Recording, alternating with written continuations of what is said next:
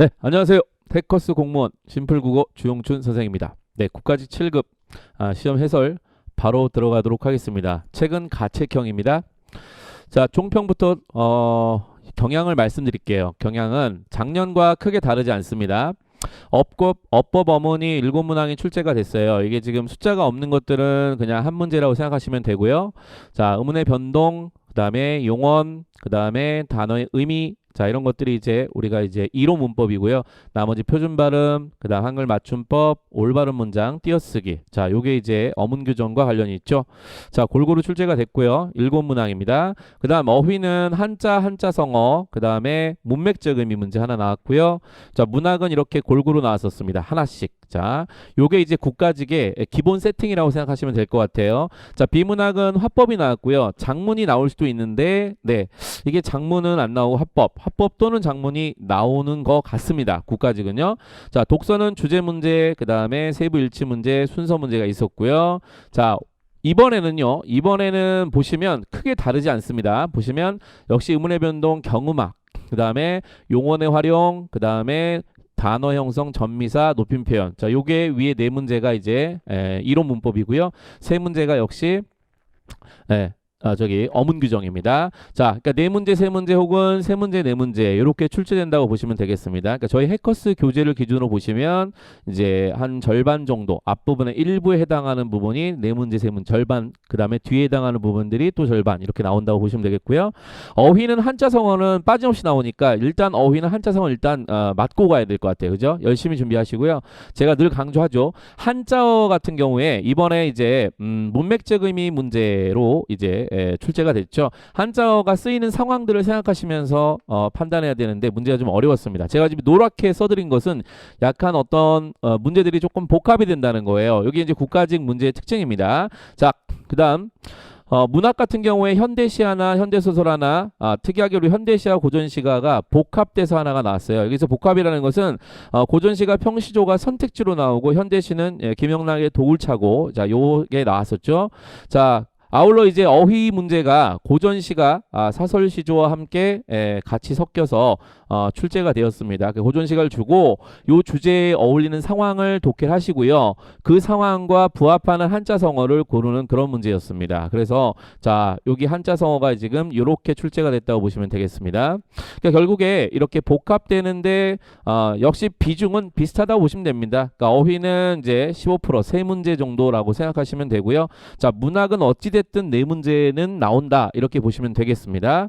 자, 비문학 이번에는 화법 하나 나왔는데요. 이게 합법인지 모르는 분들도 상당히 많은데 이게 합법에서 이제 표현과 그리고 그 표현의 의도 사이의 어떤 관계 이걸 물어보는 그 지문이 있었죠. 자, 그게 이제 간접화행과 관련된 간접발화와 관련된 지문이었던 거예요. 자, 그 다음 이제 독서는 똑같이 7문항이 나왔습니다. 합쳐서 비문학 독해는 이제 8문항 역시 동일하게 40%입니다. 그렇죠? 자, 그러면 이제 비중은 이런데 사실 변별력이 어디 있었냐라고 보면 여러분 당연히 이 어휘에 상당한 변별력이 있었어요. 그렇죠? 어휘의 변별력이 있었고요. 문학에서 고전시가에 좀 변별력이 있었습니다. 자, 그래서 우리가 그다음 이제 당연히 이제 어법 중에서도 우리가 어려운 거 용언의 활용, 여기 불규칙 활용 문제였죠. 그게 조금 변별력이 있었습니다. 그러니까 전체적으로 보시면 당락을 가르는 것들은 보시면 꼼꼼하게 공부하신 수험생들이 일단 합격하게끔 문제를 낸 것 같습니다. 그러니까 전반적으로는 난이도는 한 중간 정도 되지만은 실제로 당락을 가르는 문제들을 보시면 꼼꼼하게 공부하신 학생들이 일단은 조금 성과를 볼 수 있었던 제가 볼 때는 공무원 시험의 방향으로서 매우 합리적이고 매우 좋다고 생각을 해요. 그러니까 고등학교 교육과정 범위 내에서 벗어나지 않으면서도 정말로 성실하게 꼼꼼하게 그 공부하신 수험생들이 그래도 한두 문제라도 더 맞게끔 출제를 했다는 점에서 저는 되게 높게 평가해 주고 싶습니다. 국가직 구독, 좋아요 눌러주세요. 자, 농담이고요. 자, 문제풀이 자 들어가 보도록 하겠습니다. 자, 높임 표현입니다. 제 말씀 좀 들어보세요. 자, 여기 포인트는 일단 말씀이란 단어입니다. 말씀이란 단어는 이제 높일 때도 쓰지만 낮출 때도 쓰죠. 지금 같은 경우는 나의 말을 낮출 때 씁니다. 나의 말을 낮춰서 이제 상대를 존중해주고 싶은 거죠. 자, 그래서 이것은 바꿀 필요가 없습니다. 그렇죠? 그래서 1번은 틀렸고요.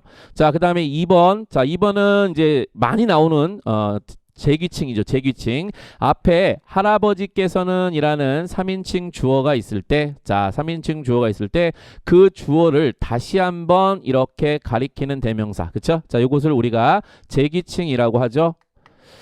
자, 당신 똑바로 살아 할 때 그 당신은 2인칭이지만 이렇게 앞에 3인칭 주어. 3인칭이라는 건 현장에 지금 화자도 청자도 아닌 제3자죠. 자, 그 3인칭을 다시 가리키는 당신은 이제 극존칭, 높은 존칭으로 쓰입니다.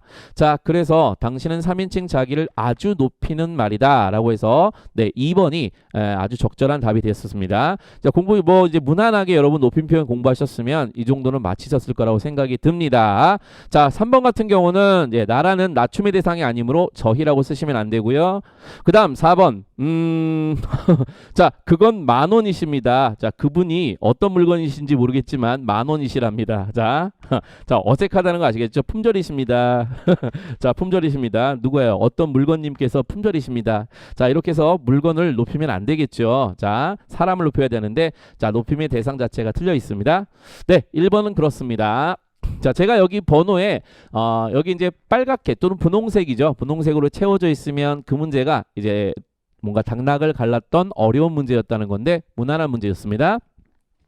2번 다음 글에서 추론한 내용으로 가장 적절한 것을 물었습니다. 네, 전미사 중에서 어근의 품사를 바꾸기도 한다.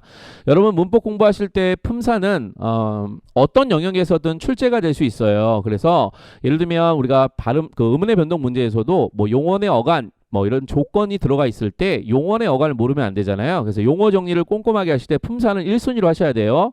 자, 그리고 이제 전미사 지금 같은 경우에 이제 우리가 지배적 전미사라고 하잖아요. 지배적 전미사. 품사를 바꾸는 전미사들. 자, 품사를 못 바꾸면 한정적 전미사. 잘 알고 계시죠? 지배적 전미사. 품사 따질 줄 알아야 되겠죠? 자, 지금 보시면 황금을 보기를 돌같이 하라 할 때 요 녀석의 품사가 뭔지 생각을 하셔야 돼요. 그러니까 원래 어근은 실질 형태소죠. 이 어근은 실질 형태소입니다. 자, 이 실질 형태소인데 자, 지금 보시면 이 원래는 보다란 단어였어요. 그렇죠? 그래서 어근의 품사는 보다. 자, 이게 동사였죠.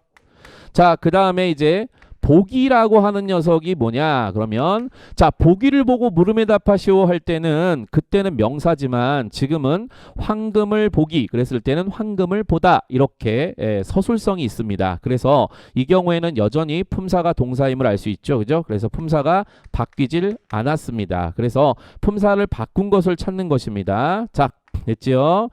네. 자, 이렇게 이제 여러분, 이거는 여러분 잘 아시겠지만 용언의 명사형과 그 다음에 파생명사를 구별하는 문제 우리가 많이 보는 것인데요. 예문 하나만 여러분 잘 아시니까 자, 그림을 그림 이거죠. 그림을 그림. 그림을 그림. 자, 요것을 조금 이제 꾸미는 말을 넣으면 자, 예를 들어서 예쁜 그림을 이렇게 예쁘게 그림.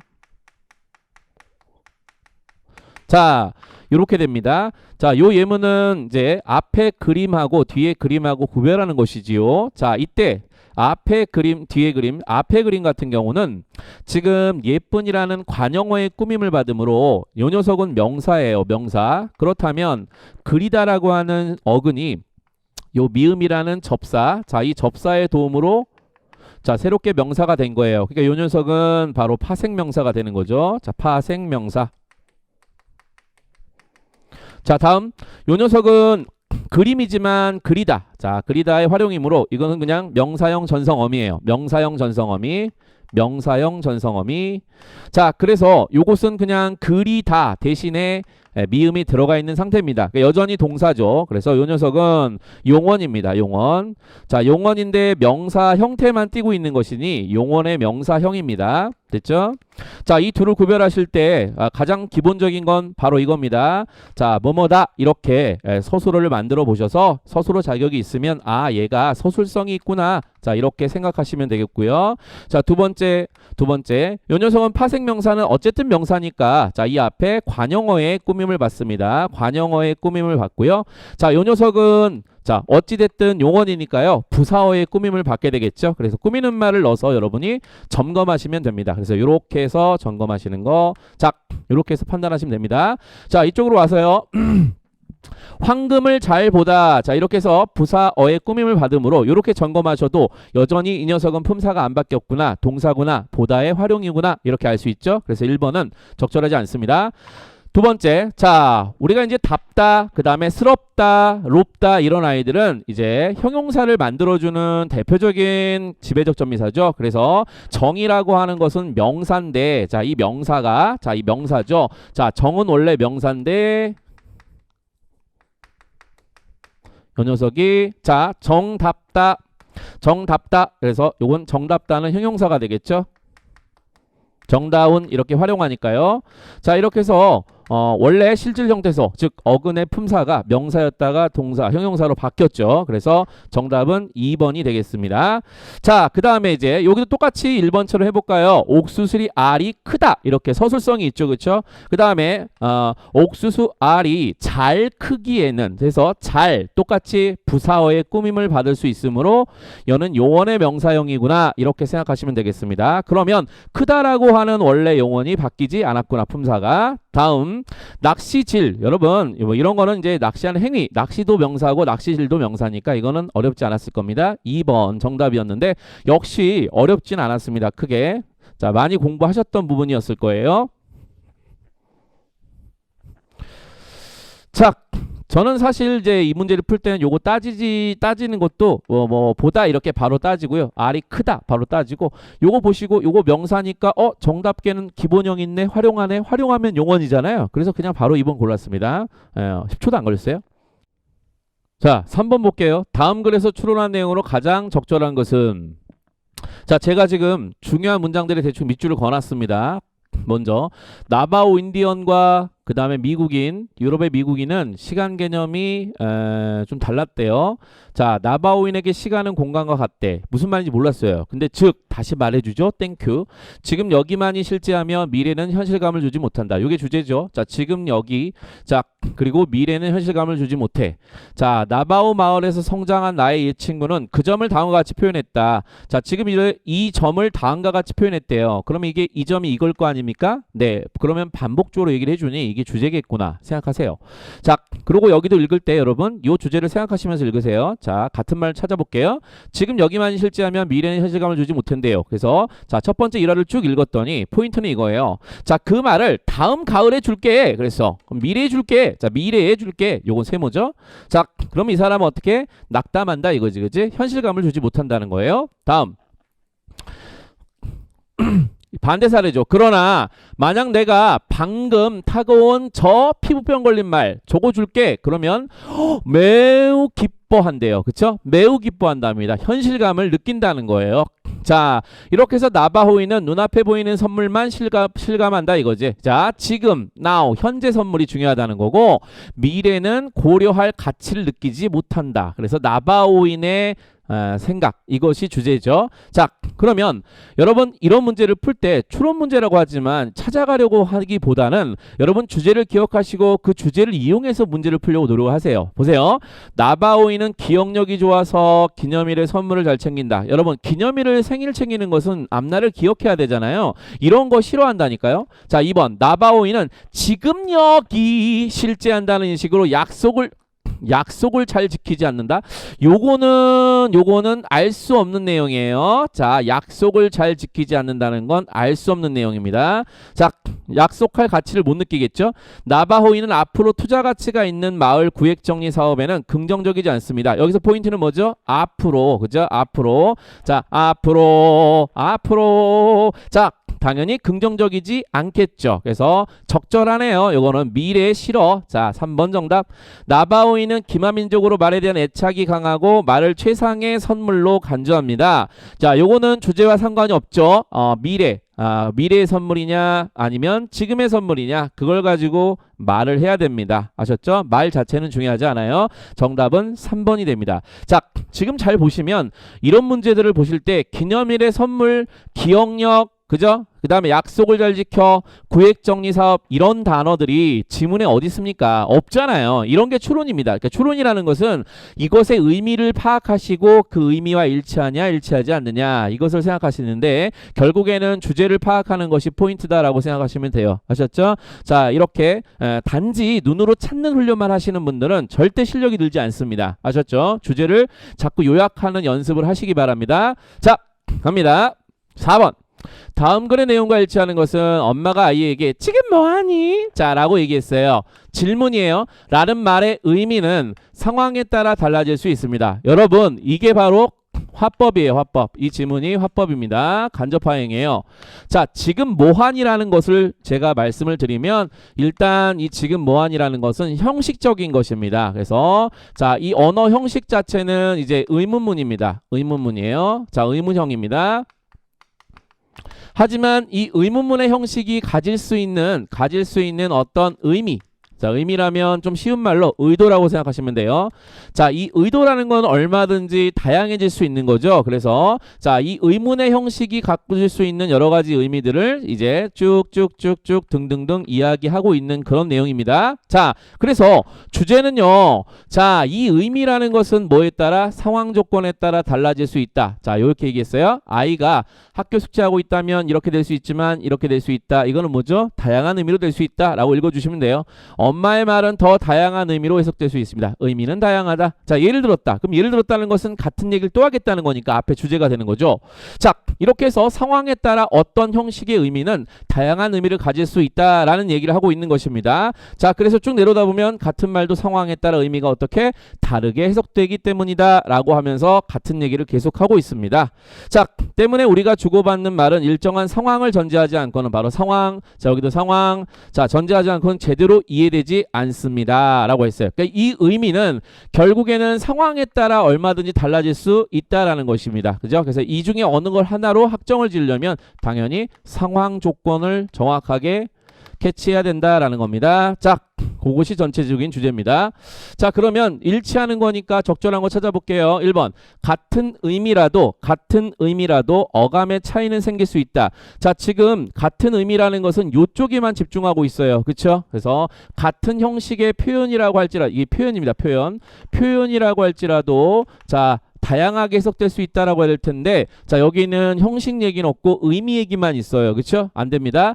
같은 말이라도 같은 형식의 표현이라도 의미가 뭐 할 수 있어? 다를 수 있습니다. 여기는 뭐에 따라? 억양이라는 조건이 조금 거슬립니다. 자, 3번. 같은 발화라도 뭐에 따라? 상황에 따라. 그지? 요게 키워드죠? 상황에 따라 기능이 다를 수 있습니다. 자, 기능이 다르다는 것은 의도가 다르다는 얘기랑 같은 말입니다. 왜냐하면 명령의 기능을 한다라는 것은 명령의 의미를 갖는다는 거랑 같은 말이죠. 자, 그래서 3번 적절하구나. 요거 주제 묻는 문제였습니다. 주제 묻는 문제예요. 자, 결국에 주제를 얼마나 잘 독해하느냐. 그러면 여러분 주제를 독해하시면 이런 것들 나머지들은 눈에 들어오지도 않고요. 자, 2, 3번 중에 고민하시다가 당연히 키워드가 상황 조건이잖아요. 그래서 상황 키워드 들어가 있으니 요게 답이야. 자, 이렇게 풀게 되는 거죠. 다음 5번입니다. 자, 된소리대기네요. 경음화. 자, 이 경음화는 장애음 중 평음이 자, 평음 예사소리죠. 예사소리. 자, 예사소리 짠짠짠짠짠. 자, 번데기 사조 아니면 뭐 군대병신줄. 자, 이렇게 해서 일정한 환경에서 경음으로 자, 군대병신줄. 자, 이렇게 바뀌는 현상이다. 한국어의 대표적인 경음화 유형은 다음과 같다. 제가 뭐 이제 군대병신 이렇게 얘기하셔서 여러분 좀 기분 나쁘실 수도 있는데 항상 이제 마음에 걸려요. 근데 요거 암기를 편하게 하자. 자, 이런 차원에서 자, 거슬리시면 번데기 사조 이렇게 외우시면 됩니다. 자, 그다음 한국어의 대표적인 경음화 유형은 다음과 같다. 자, 1번 자, 이거 이렇게 해서 네 가지가 나왔어요. 그러니까 제가 이제 쭉 네 가지를 봤는데 여러분 이거는 이미 공부가 돼 있으시면 이걸 읽을 필요가 없죠. 그렇죠? 그러니까 시간을 세이브 하시려면 이런 규정들을 여러분이 정확하게 꼼꼼하게 공부를 해두시면 그만큼 시간을 아끼는 겁니다. 그죠? 그래서 공부를 해두세요. 자, 그러면 일단 제가 기억, 니은, 디귿, 리을 중에 가장 자신 있는 게 뭐냐? 그러면 저는 관형사형 어미. 자, 어미예요, 어미. 어미, 반가워. mother, 엄마, 이 어미가 나오면 일단 용언이잖아요. 용언. 그쵸? 자, 용언입니다. 그쵸? 그 다음에 여기도 용언이야. 비음으로 끝나는 용언이야. 그쵸? 용언입니다. 자, 이런 식으로 이제 이 용언, 여러분이 뭐 좋아하는 거 한 놈만 일단 먼저 잘 패서 이렇게 범위를 좁혀가면 되는 겁니다. 자, 관형사형 어미 리을 뒤에 연결되는 무엇은? 자, 군대병신줄. 자, 이 녀석은 자, 경음으로 군대병신줄 저걸로 발음된다는 것입니다. 자, 그래서 요것을 한번 볼게요. 쭉 봤습니다. 봤습니다. 자, 요거 용언이 아니야? 그러면 기본형이 만들어지면 용언. 가다. 용언이죠. 요거는 가다 아니죠. 자, 여다. 용언 아니죠. 자, 어찌하다. 용언입니다. 그러면 용언이니까 얘하고 그쵸? 얘하고 여러분 이 문제는요. 어차피 된소리 되기 현상이 일어나는 아이들끼리 이렇게 예문을 만든 후에 어떤 규정에 해당되냐는 걸 묻는 거잖아요. 그죠? 그래서 된소리가 되냐 안 되냐를 따지는 건 큰 의미가 없어요. 이 문제의 방향이 아닙니다. 자, 됐지요? 오케이. 그 다음 마지막 조건. 자, 마지막 조건이 바로 한자어에서 라는 조건이에요. 조건 확인하시면 돼요. 한자어에서. 한자어 조건. 됐죠? 여기도 확인할까요? 비음으로 끝나는 용언 어간입니다. 그쵸? 비음으로 끝나는. 비음이면 우리가 어머니. 자, 어머니로 끝나는 용언 어간이어야 되잖아요. 그쵸? 자, 요것도 한번 살펴봅시다. 자, 갑니다. 자, 비음으로 끝납니까? 담, 그죠? 용언이고요. 안, 자, 비음으로 끝납니다. 삼, 다 되죠? 자, 안, 이거는 좀 어렵네요, 그죠? 자, 그렇습니다. 한자어냐 아니냐? 하늘소, 결석, 봤을 때 하늘소는 하늘천자가 있으니까 고유어잖아요. 그쵸? 그래서 결석 이게 한자어겠구나. 그래서 4번을 고를 수 있는 것입니다. 아셨죠? 그래서 요거는 여러분이 물론 이제 처음에 순서 풀 때 여기에 뭐가 있어요? 네, 번데기가 있잖아요. 번데기. 자, 이 번데기 이외에 이 녀석은 지우겠지만 자, 요렇게 해서 쭉 보시면은 자신 있는 조건 가지고 여러분이 판단하실 수 있어야 될 거예요. 아셨죠? 자, 포인트는 뭐냐 면 앞으로 이런 문제를 이제 요게 예전 공무원 문제들은 사실 이거 없이 그냥 바로 이제 이게 바로 선택지로 들어갔었잖아요. 그쵸?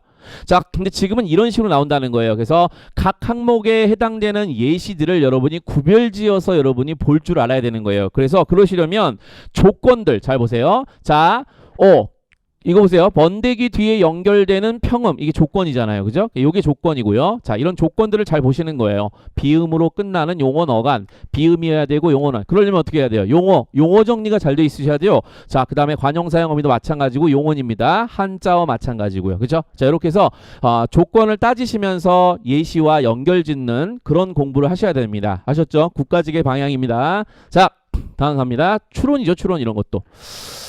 자, 6번입니다. 어법상 가장 적절한 것은 사실 제가 이거 보고 좀 당황했습니다. 시간 내에 역에 도착하려면 가능한 빨리 달려야 됩니다. 가능한 빨리 너무 괜찮은데? 자, 그는 그들의 뒤지지 않는 근력을 그들은 좀 그래. 왜냐면 이거는 감정을 가진 존재, 사람이나 동물이 오면 이거는 애계를 써야 되니까 요거 좀 이상하다. 그지? 그래서 2번 안 돼. 자, 그 다음에 보충 수업 시간을 늘리자. 시간을 늘리자. 여러분 양을 늘리는 것은 늘리다를 쓰는 것이고요. 자, 만약에 이제 비교한다면 비교해서 어떤 길이를 길게 하는 거 있죠. 잡아당겨서 보통 길이를 길게 하는 거, 엿가락이라든지 아니면 줄이라든지 고무줄 같은 거. 자, 그럴 때는 늘이다라는 말이 별도로 있습니다. 그러니까 요 맞춤법 공부하실 때 비슷하게 생긴 애들을 구별하는 공부가 돼 있으시면 됩니다. 이건. 자, 요건 적절한 사용이에요. 그래서 시간을 늘리는 거 괜찮습니다. 자, 그 다음 4번. 그다지 효과적이지 않는 논평에 안는 좀 이상했어요. 왜냐면 안은 이게 더 자연스럽게 느껴졌거든요. 이유는 뭘까요? 바로 요것 때문이죠. 효과적이다, 효과적이다, 효과적이다, 효과적이다. 이거 네, 이거 형용사죠. 자, 형용사입니다. 자, 효과적이니, 효과적인 이렇게 형용사죠. 그죠? 자, 그래서 요것은 는을 쓰는 것이 어색합니다. 그죠? 왜냐하면 여러분 보세요. 자, 효과적. 자, 여기에 니은다를 써서 자연스러워야 동사잖아요. 그죠? 근데 X. 자, 그래서 형용사구나 생각할 수 있어요. 됐습니까? 다시 한번. 효과적이다. 기본형이 있으니 용언이죠. 자, 활용을 해봤는데 니은다를 붙일 수 있는가? 없더라. 그럼 형용사더라. 자, 그렇다면 여기에 는을 쓸 수도 없습니다. 그렇죠? 그래서 자, 아는 이렇게 고쳐야 됩니다. 자, 다음. 따라서 자연스럽게 다시 1번으로 가서 그래 얘 이상하다 이렇게 해서 가능한이라는 것은 가능한 방안 이런 식으로 체언을 꾸며주는 관형어잖아요. 근데 이 빨리는 부사어기 때문에 자 요렇게 바로 꾸며줄 수가 없죠. 그죠? 그래서 요 사이에 가능한 한이라는 명사를 네 넣어줘야 합니다. 알겠죠? 가능한이라는 명사를 한이라는 명사를 넣어줘야 돼요. 자 요렇게 해서 명사를 넣어주게 되면 가능한이 한을 꾸며주기 때문에 가능한 표현이 되죠. 자 됐습니다. 그래서 1번은 안 되고 정답은 몇 번? 3번입니다. 근데 이렇게 깊게 사고하지 않으셔도요. 1번이 헷갈려도 3번이 워낙 확실히 맞다. 이렇게 공부가 돼 있다 하면 3번 고르고 끝내면 되는 거죠. 자 다음 7번 갈게요. 나왔다. 당락을 가르는 문제 갑니다. 밑줄 친 가토리와 도사공의 상황을 표현한 한자성어로 가장 적절한 것은 자 이게 뭔지 모른다 이렇게 생각할 수도 있죠. 그죠? 자 읽어볼게요. 자 요 시조를 공부하신 학생들 있죠. 고전 시간 공부한 학생들은 안 읽고 바로 갔을 겁니다. 그렇죠? 그만큼 시간이 세이브 되겠죠. 그러니까 여러분 고전 시가 공부하실 때 시조 자 특히 이제 시조 중에서도 이제 뭐 평시조, 연시조, 평시조 또 평시조를 여러 편 묶어놓은 연시조 그 다음에 사설시조 자 이런 여러 장르들이 있는데 이런 시조들을 여러분 기본적으로 공부하세요. 시조가 짧으니까 여러분 정리하실 때 그닥 어렵지 않습니다. 아셨죠? 그래서 시조가 가장 사실 출제하기도 편하니까요. 자 이 시조를 가장 1순위로 정리를 잘 하시기 바랍니다. 자 내용을 잠깐 볼게요. 자 나무도 바위도 없는 산이에요. 이 산에서 자 매한테 쫓기고 있어요. 그렇죠? 그래서 매 이러고 있어요. 그때 까투리가 꿩이 쫓기고 있어요. 자 이 꿩의 속마음 어떻겠습니까? 그렇죠? 오우 오랜만에 반가워 매 이러겠어요? 아니겠죠? 자 그다음 바다 한가운데 엄청나게 많은 양의 그 짐을 실은 배에다가 노도 잃어버리고 닷도 잃어버리고 밧줄도 끊어지고 돛대도 꺾여버리고 그 다음에 키도 빠지고 바람이 불고 물결지고 안개가 뒤섞여서 쫙 깔린 날이에요. 우와 어떻습니까? 암담합니다. 지금 천리말리 갈 길은 또 엄청 남았어요. 자 거기다가 이제 까치노을까지 막 떴고 자 이때 뭐요? 캐리비안 해적까지 나타났어.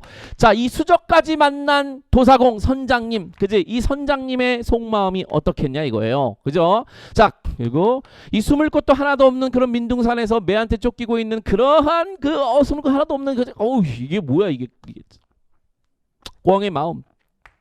엄청난 상황에 놓인 누구? 선장님의 마음 어떻습니까? 여유롭다 이러실 겁니까? 아니면 난 혈육이 없어서 너무 외로워 이럽니까? 이 순간에 네 여러분 중요한 건 바로 이거예요. 여러분 상황 조건이에요. 이 상황 조건을 정확하게 읽으시는 게 중요합니다.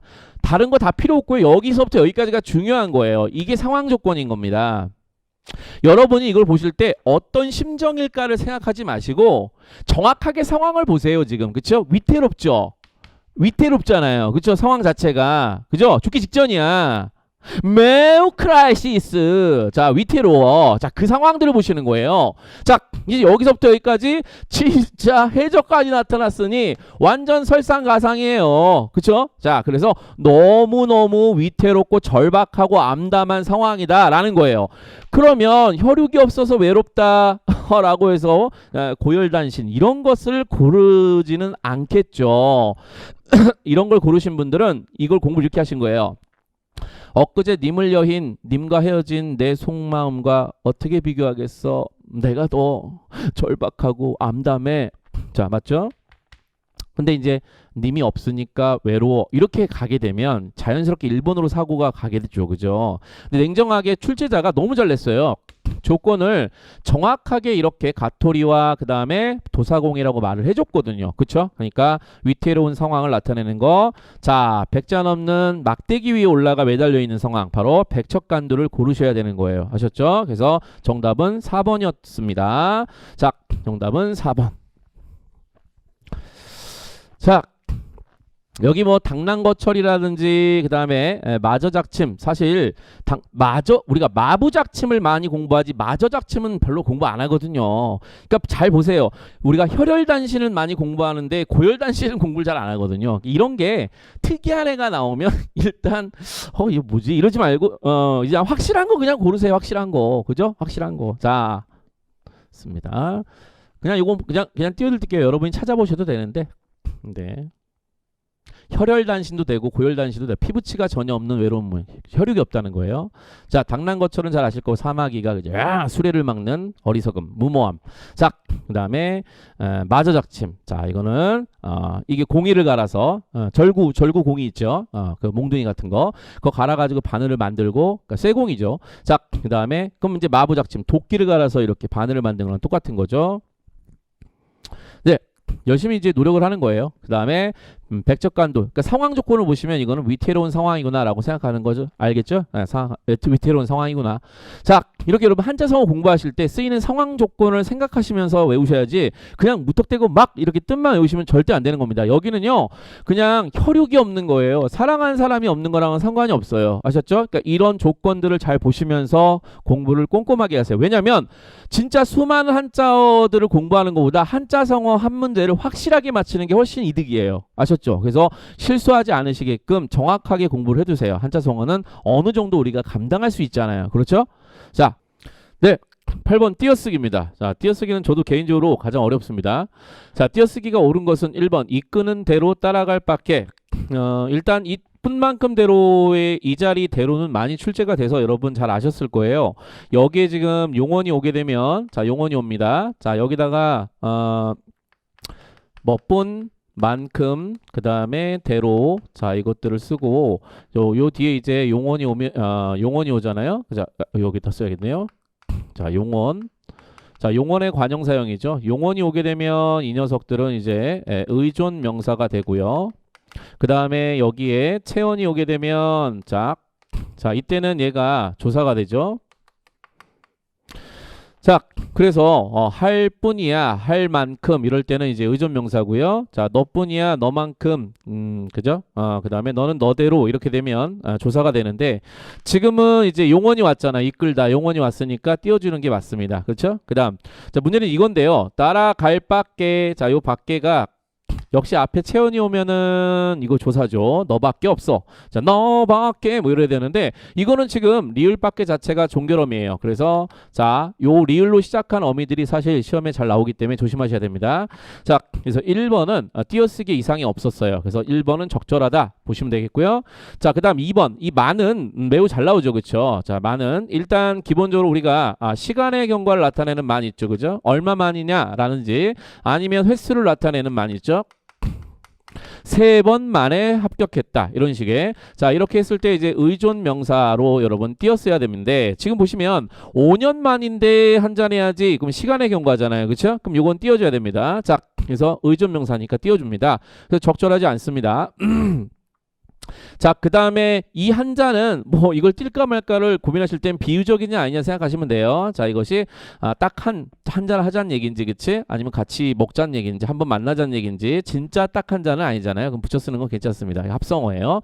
자, 그랬습니다. 그 다음에 만 계속 설명드리면, 자, 이제 우리가 보조사, 자, 조사로 쓰이는 만이 있죠. 자, 조사로 쓰이는 만. 자, 이때는 이제 1년만, 오직. 자, 오직.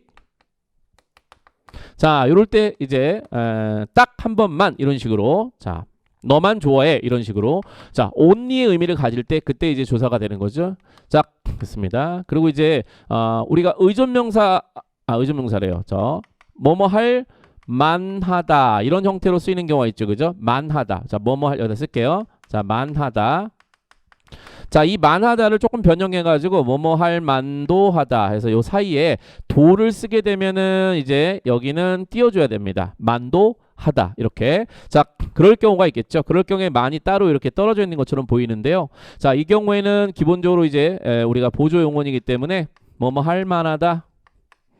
자, 어떤 일이 가능하다. 자, 이런 의미로 이해하시면 되겠습니다. 그래서 만의 쓰임새를 좀 보시고 품사도 구별하시면 되겠어요. 공부가 잘 되어 있으신 분들은 아마 여기서 답이 결정 났을 겁니다. 그렇죠? 1번이 답입니다. 자, 다음 3번은 일이 오늘부터 잘 돼야. 이 잘 돼야 라고 하는 것을 저는 처음에 이제 이거 잘 돼야, 근데 잘 되다, 뭐 농사가 잘 되다, 부모님은 자식이 잘 되기를 바란다, 이렇게 이 잘 되란 단어가 별도로 또 있습니다. 그렇죠? 이거를 제가 볼 때는 일이 잘 변화돼야, 잘 이루어져야 란다는 뜻으로 붙여도 되고 띄워도 상관이 없어요. 그래서 여기서 포인트는 뭐냐면 이거예요. 이거 여기가 포인트입니다. 그래서 이게 중요합니다. 그래서 여러분이 복습하실 때 혹은 내년 시험을 준비하시고 이번에 한번 응시해 보신 수험생들은 여러분 공부하실 때 이런 것들 놓치면 안 될 것 같아요. 그렇죠? 자, 그래서 여기는 잘 보시면 뭐뭐 해야 할 터인데 이거죠. 자, 터인데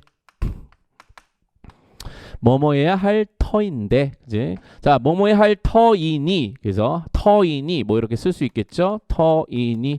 자, 그래서 요거는 이 터가 의존명사이기 때문에 여기를 띄워주는 게 맞습니다. 알겠죠? 왜냐면 이것을 줄였을 때 할 텐데 이렇게 되는 것이고 할 테니 이렇게 되는 거예요. 그렇죠? 그래서 테니. 자, 잘 돼야 할 테니 이렇게 줄일 수 있죠. 그래서 요거 준말들을 조금 여러분이 조심하셔야 될 것 같아요. 그렇죠? 사랑을 할 거야. 이거 붙일까요? 뛸까요? 라고 했을 때 사랑을 할 거야. 그때 자, 할 것이야. 이렇게 이제 것이 들어갈 수 있는 자리잖아요. 그렇죠? 그러면 의존명사니까 띄어야겠구나 이런 생각도 하실 수 있죠. 그죠? 그래서 꼼꼼하게 여러분 띄어쓰기 공부하시고요. 이런 것들 복습 잘 하시기 바랍니다. 다음 4번.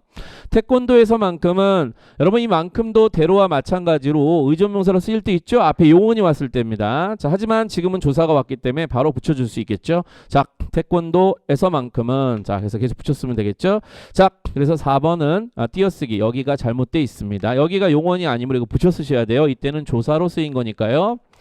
자, 됐습니다. 네. 자, 이게 실제로 여러분, 공부를 열심히 하신 수험생들이 많으시다는 거죠. 그죠? 이 8번. 예. 자, 이게, 그렇게 어려운 문제는 아니었나 봅니다. 자, 그 다음에 제가, 리을로 시작하는 그런 어미들 있죠. 그죠? 자, 이런 어미들을 쭉 이렇게 제가 적어 드렸으니까, 영상을 보시는 수험생 여러분은 좀 스탑시키고 요걸 조금 필기를 해주시면 될 것 같아요. 자, 필기. 됐습니다. 자, 그 다음. 네. 만도 잠깐 봐드릴게요. 자, 이렇게 시간, 동안이나 거를 나타낼 때, 자, 2시간 만에 얼마만이냐. 자, 이럴 때 이제 쓰는 의존명사다라고 해서 횟수를 나타낼 때도 씁니다. 그래서, 자, 시간, 그 다음에 횟수, 요게 포인트예요. 자, 요것도 사실상은 시간이기 때문에요. 시간의 간격. 자, 됐죠? 자, 문제네요. 9번입니다. 자, 9번. 오, 빨갛죠. 밑줄 친 단어의 기본형이 옳지 않은 것은 아치면 얼굴이 부어서 늘 고생이다. 자, 얼굴이 부어서라는 표현이 어색하다 느끼신 분들은 없으실 겁니다. 자, 그런데 이게 도대체 기본형이 뭐냐라고 해서 기본형입니다. 자, 그러니까 여러분 우리가 불규칙 활용 공부하실 때 기본적으로 원형이 뭐고 기본형이 뭐였지? 이렇게 생각하시면서 공부를 하셨으면 이 변형만 보시고서 판단하시는 것보다 원형을 자꾸 떠올리셨다면 자, 이 부분도 우리가 충분히 학습이 돼 있으실 거라고 봐요. 자, 이 시옷 받침 붙다와 그 다음에 디귿 받침 붙다 있죠. 그죠? 자, 요 리을 받침은 바람이 불다 할 때 불다. 그죠? 자, 바람이 불다 할 때 불다죠. 자, 이 시옷이냐 디귿이냐가 포인트거든요. 요거 구별 잘 하셔야 돼요. 자, 일단 얼굴이 부었다. 자, 뭐 벌에 쏘이거나 아니면 피곤해서 약간 이제 아픈 상태에서 이렇게 부풀어 오르는 경우 있죠. 피부가. 자, 그럴 때 그죠? 이 시옷 붓다를 쓰는 거 맞습니다. 자, 활용은 부어 이렇게 쓰는 게 맞고요. 그래서 1번 적절합니다. 자, 문제는요. 자, 이렇게 개울물이 불다. 자, 배울물이 불었다. 이거 양이 늘어난 거잖아요. 그렇죠? 양이 늘어났어. 자, 이런 경우 부피가 늘거나 양이 늘 때는 이 디귿 받침을 쓰셔야 돼요. 이거 쓰시면 안 됩니다. 자, 뭘 쓰셔야 됩니까? 네, 붓다를 쓰셔야 돼요. 붓다. 네. 자, 그래서 활용할 때는 붓다, 불어 이렇게 활용하는 건 맞습니다. 이건 올바른 활용이에요. 근데 하지만 기본형이 붓다라고 생각하시면 돼요. 자, 그래서 예를 들어서 라면 같은 거 있잖아요. 면 같은 거 물기를 머금게 되면 부피가 늘어나죠. 그렇죠? 그럴 때 붓다를 쓰는 것입니다. 자, 비슷한 사례도 여러분이 알아두세요. 비슷한 사례로 여러분이 짐을 싣다. 자, 이런 표현들. 짐을 싣다. 이거 활용할 때 어떻게 합니까? 짐을 실어. 그쵸? 짐을 실은 이렇게 활용하죠. 자, 마찬가지로 불은. 그죠? 불은 라면 이렇게 쓰셔야 되는 거예요. 오케이. 그 다음에 또 이런 거. 좀 누렇게 탄 거 있죠. 자, 눕다. 자, 그래서 자, 누렀다라든지 자, 누른 밥 할 때 누른. 자, 이런 식으로 활용하는 단어들 있죠. 자, 요거 다 디귿 불규칙 활용입니다. 원형은 디귿인데 디귿이 사라지고 리을로 바뀌잖아요. 자, 요런 단어들. 자, 잘 봐두시기 바랍니다. 자, 요때 기본형 디귿이구나. 이거 디귿 불규칙 활용으로 공부를 해두셔야 됐던 부분이에요. 자, 요것은 시옷 불규칙 활용이죠.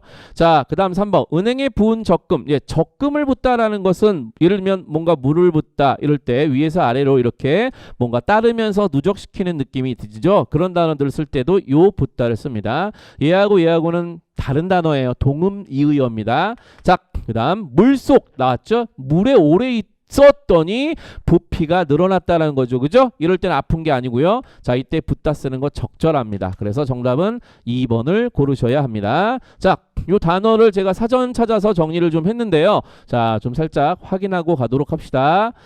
자, 붓다 1번 같은 경우는 살가죽이나 기관이 부풀어 오른다. 그리고 이제 너 오늘 왜 이렇게 삐졌니? 뭐 그지? 왜 이렇게 화가 났니? 왜 이렇게 얼굴 부었네? 자, 이렇게 뭔가 문제가 생겨서 부풀어 오를 때, 벌에 쏘이거나 이럴 때 붓다 1 씁니다. 그쵸? 붓다 1 부어. 그 다음에 붓다 2는 액체나 가루를 담을 때, 그쵸? 그 다음에 씨앗을 뿌릴 때 물을 붓다. 그 다음에 이제 돈을 붓다. 그죠? 돈 붓다. 자, 이럴 때 쓴다는 것입니다. 형태는 똑같습니다. 자, 그 다음에 디귿은요, 물에 젖어서 부피가 커지거나 양이 많아질 때, 그쵸? 살쪘을 때, 요즘에 너 몸이 부었다. 그지? 몸이 참 많이 부었다? 몸이 불었다. 그치? 이렇게 씁니다. 자, 몸이 불었다. 여기서 조심할 거는요. 잘 보세요. 뭐 조심할 것도 아닌데. 자, 체중이 불었다라고 할 때는 체중이 불었다고 할 때는 2번일까요? 3번일까요? 생각해보면 이게 3번 같잖아요. 체중은 살이 아닙니다. 상이 아니고요. 이거는 양의 개념이에요. 그렇죠? 양이나 수량의 개념이기 때문에 체중이 불었다라는 것은 2번의 사례가 돼요. 아셨죠? 이게 국어사전 보시면 알 수 있어요. 자, 됐습니다. 자, 이렇게 여러분 불규칙 활용을 공부하실 때 원형, 자, 원형, 동사 원형, 형용사 원형 생각하시면서 공부하세요. 다 10번. 우와! 연달아 벌건네요. 자, 어려운 문제였다는 거예요. 밑줄 친 단어의 맞춤법이 옳은 것은 사실 그대와의 추억이 있음에 저는 행복하게 살아갑니다. 네, 교회에 다니시는 분들은 자, 이런 표현이 익숙하실 수 있지만 우리가 보통 어색하죠. 그쵸? 고전 문학에 많이 나오기도 합니다. 자, 그대와의 추억이 있으니, 자, 있으니, 있으니까, 있음으로 다 됩니다. 같은 말이에요. 자, 그래서 행복하게 살아갑니다. 괜찮아요. 자, 근데 우리가 이 문제는 마치신 수험생들은 사실상 소고법이죠. 2, 3, 4가 다 틀려 있으니 1번만 오를 수밖에 없겠다라는 거예요. 그만큼 이 문제는 2, 3, 4에 대한 확신이 있었다면 1번을 고를 수 있었을 것이고요. 그 확신이 없었다면 이 자체도 확신이 떨어지기 때문에 고를 때 힘드셨을 거예요. 그렇죠? 자, 됐습니다. 자, 그러면 어떤 부분 출제가 됐는가 잘 보세요. 이 맞춤법인데 어문교정 공부하실 때 이거 준말 만드는 거 반드시 공부하셨어야 되겠죠? 자, 요거 이쪽에 잠깐 볼게요. 자, 원래는 선보이었어도 라고 하는 이런 표현이 있죠. 그쵸? 요걸 줄이는 것입니다. 자, 요걸 줄이는 방법은 일단 첫 번째, 자, 보이를 줄이면 되죠. 그죠? 보이를 줄이면 어떻게 돼요? 소년이 되나요? 자, 자, 이렇게 되죠. 자, 그래서 되었어도 라고 줄일 수 있겠죠. 자, 선배였어도. 자, 두 번째는요, 이 엇을 줄일 수 있습니다. 자, 이렇게 되면, 자, 이렇게 줄일 수 있죠. 그죠? 그래서 선보였어도 자, 이렇게 줄일 수 있습니다. 그래서 자, 첫 번째, 두 번째 이렇게 줄일 수 있다는 겁니다. 아셨죠? 네. 자, 그런데 둘 다 해당이 되지 않습니다. 보여도 되고 배엇 둘 다 되는데 얘는 안 되죠, 지금. 그 다음에 얘를 다 합칠 수도 있어요. 자, 이렇게 합치면 어떻게 됩니까? 얘들 합치면 됐어도 라고 여러분이 쓰셔야 돼요. 아셨죠? 그래서 선됐어도 라고 쓰셔야 합니다. 이게 축약이죠. 자, 벌에 쏘였어도 뭐 이거 똑같습니다. 쐈어도 이렇게 똑같이 여러분 축약 공부 잘 준말 공부죠. 자, 이렇게 하셨으면 요게 어색하다는 것을 느끼셨을 거예요. 자, 갑니다. 그 다음에 3번. 3번도 어려웠어요. 자, 요거 여러분, 이런 것도 마찬가지고요. 원형을 떠올리는 습관이 정말 중요해요. 그래서요. 이게 원형을 떠올리는 습관이 없으면 이 순간 시험 보는데 긴장되는 상황에서 이게 말이 됩니까? 아니, 그동안 여기 있잖아요. 생각지 못한, 여기 생각하지를 줄여서 생각지잖아요. 생각하지 이걸 줄여서 생각지예요. 이거 왜 생각치가 아닐까요? 왜 치가 아니고 지인가요? 라고 했을 때 공부가 이 정도 단어는 보통 돼 있잖아요. 그래서 다양한 예문을 보시고 생각하셔야 될 텐데 원형을 떠올리는 습관이 있으면 이거 어느 정도는 캐치할 수 있었던 부분입니다. 하 앞에 여기에 번데기, 그죠? 번데기, 군대병신들 뭐 이런 애들 안울림 소리들이 오게 되면 이게 히읗이 통째 히읗까지 다 없어지잖아요, 그죠? 그래서 이게 바로 생각지가 되는 거고요. 생각지. 자, 그죠? 뭐 예를 들어서 이제 만만하지 이러면 이때는 자, 요게 군대병신들이 아니에요, 그죠? 자, 번데기들이 아니고 그래서 여기는 울림소리잖아요. 그렇죠? 그럴 때는 히읗이 남아 있어서 요때 지읒과 합쳐지게 되죠. 그래서 만만치 이렇게 바뀌게 되는 게 맞습니다.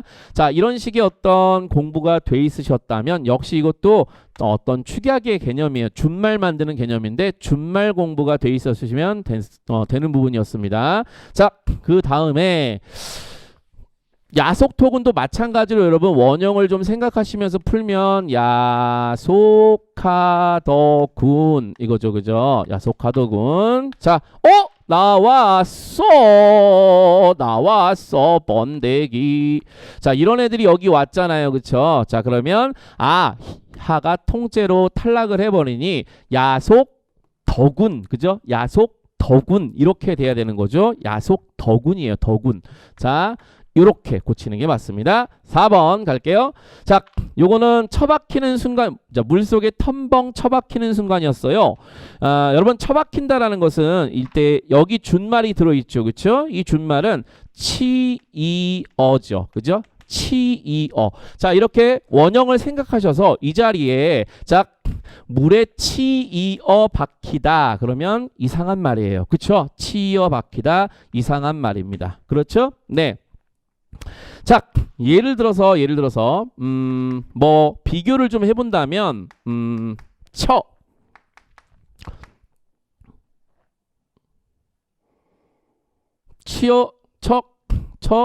쳐내다. 그러니까 요거는 뭔가 기본적으로 치다의 의미가 살아있죠. 이렇게 치는 거, 그렇죠? 그러니까 쳐서 내는 거니까요. 그러니까 이런 것들은 쳐라는 것이 치다의 의미와 연관이 있으니까, 그쵸? 우리가 생각해 볼 수가 있어요, 그쵸? 자, 그래서 예를 들면 뭐 쳤뜨다, 뭐 이렇게 고개를 이렇게 위로 올리다, 이렇게 이럴 때 이제 쳐도 쓸 수 있어요. 그러니까 치가 이제 위로 솟다 이런 의미도 있으니까. 자, 그것까지는 좀 어렵고요. 일단은 치다의 의미만 생각을 했을 때 이게 치이어와 연관이 있어. 치다와 연관이 있을 때만 이때 여를 쓸 수 있는 거라고 우리가 생각해 볼 수 있어요. 그건 뭐냐면 원형을 떠올릴 수 있는가 없는가에 따라 다른 거예요. 그렇죠? 자, 그다음에 따라서 지금 같은 경우는 처박히다라고 했을 때 이 처는 처바르다 아시죠? 처바르다. 자, 처바르다. 처는 이제 뭐 마구, 온통, 조낸 뭐 이런 뜻이에요. 그래서 요거는 접사예요. 접사. 자, 이렇게 해서 처박히다. 그래서 마구 박히다. 그죠?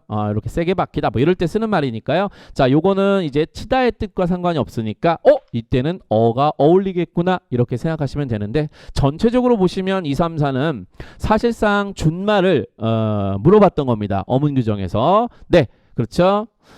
자, 정답은 1번이 되었습니다. 좀 어렵죠? 이게 어려웠습니다. 이 문제 하나 틀렸을 가능성이 있고요. 자, 그 다음에 네, 뭐 쳐넣다, 쳐바르다, 쳐박다. 자, 처먹다, 처먹다, 쳐넣다 있죠. 이게 지금 마구 넣을 때, 그죠? 마구 넣을 때 쳐먹다, 쳐넣다. 자, 됐죠. 자, 11번. 자, 비문학 독해입니다. 밑줄 친 곳에 들어갈 말로 가장 적절한 것은 뭐 이것도 창의적인 것처럼 보이지만 사실 모든 글들은요 질문에 대한 답이거든요. 자, 지금 답변을 주고요 여기에 질문이 뭐였나 이렇게 물어본 거예요. 그죠? 답변의 포인트를 잡으면 제가 작품을 쓰면서 취재에 상당한 시간을 할애했던 것은 이러이러이러였기 때문이에요 라고 했어. 그러니까 기자가 뭐라고 물어봤어야 되는 거예요. 어떤 질문에 대한 답입니까? 취재에 시간을 할애한 이유가 뭐냐고 물어봤겠죠. 그죠? 자, 그것이 질문이었던 겁니다. 그래서 쭉 해서 뭐 소설이 어쩌고저쩌고 해도 그래서 취재를 우선시했답니다 라고 했고요. 자, 그렇게 취재를 열심히 하고 나니까 자, 이런 것들을 얻을 수 있었다 이렇게 이제 답변을 한 거죠. 포인트는 취재에 시간을 할애했던 이유, 그죠? 자, 이유가 뭐예요? 라고 물어봤을 겁니다. 그래서 자, 답을 찾으면 주제를 묻는 거니까요. 언제부터 취재? 언제부터예요? 아닙니다. 리얼리티 취재 얘기 없어요. 버리고요. 취재가 들어가야 됩니다. 자, 취재에 주력하신 이유가 뭐예요? 그쵸? 시간을 할애한 것과 주력한 건 똑같죠. 그죠? 4번 정답입니다. 다음 갈게요. 12번 주장입니다. 갈게요. 사람은 7자의 몸뚱이를 지니고 있지만 마음과 이치를 제하고 나면 귀하다 할 만한 것은 없다. 그래서 마음과 이치 키워드죠. 자, 이거에 있으면 뭐하다는 얘기예요? 귀하다라는 얘기입니다. 주제죠. 자, P이면 Q이다. 이렇게. 자, 오케이. PQ. 자, PQ가 뭐냐면 네, 이게 조건이고요. 이게 결과입니다. 자, 또는 이게 방법이고요. 이게 목적입니다. 자, 이렇게 마음과 이치. 그러니까 여러분 그 회커스 홈페이지 오시면 제가 비문학 무료 특강이 있어요. 그래서 그거 잠깐 보시면 이게 비문학 금방 이렇게 빨리 늘 겁니다. 아마 눈치 빠르신 수험생들은요. 그것만 듣고도 이렇게 샥 점수가 올라가신 수험생들이 있습니다. 자, 볼게요. 마음과 이치를 제하고 나면 귀하다 할 만한 것은 없다. 마음과 이치가 있으면 된다는 거예요. 그럼 귀해진다는 겁니다. 그리고 쭉 얘기하는데 뭐냐면 본능에 따르면 애니멀이다. 그럼 본능은 세모예요. 자, 본능에 따르면 짐승입니다. 자, 결국에 마음과 이치를 제하면 안 된다는 거고 마음과 이치가 반드시 있어야 된다는 얘기예요. 그리고 두 번째 본능에 따르면 안 된다는 겁니다. 그렇죠? 자, 이렇게 해서 화자가 추구하는 것은 동그라미, 화자가 거부하는 것은 세모. 이렇게 구별짓기 독해를 했습니다. 제가. 자, 오케이. 주제를 보니까 1번 근심과 슬픔은 끊이지 않는다. 어쩌라고요? 자, 주제하고 상관이 없어요. 2번 자, 빈부격차는 지향성 상관없고요. 마음으로 본능을 다스리는 게 필요하다. 마음으로 뭘 다스린다? 본능을 다스린다. 키워드가 다 들어있죠. 그죠? 그래서 3번이 정답이 됐습니다. 자, 요거는 사실 이게 나머지 선택지가 왜 아닌지를 시험장에서 판단하는 것 자체가 정말로 시간 낭비고 그럴 의미가 없는 문제예요. 우리가 그렇게 푸는 건 현실적이지 않습니다. 딱 봤을 때 가장 주제예요. 이거는요. 그죠? 바로 고르고 끝내셔야 되는 거예요. 그러니까 처음에 1회적 1차 도구를 했을 때 주제가 딱 잡혔으면 이거 바로 고르고 끝나는 거 아니겠습니까? 네, 찾아가지 마시고요. 주제를 잡고 주제를 기억하시고 그 기억에 의해서 답을 고르는 훈련을 자꾸 하시면 독해가 빨리빨리 늘어요. 양으로 많이 뭐 하루에 5개, 10개 이렇게 풀어서 마음의 안정이 올 수는 있으나 실제 실력은 늘지 않습니다. 그건 여러분이 가장 잘 느끼고 있을 거예요.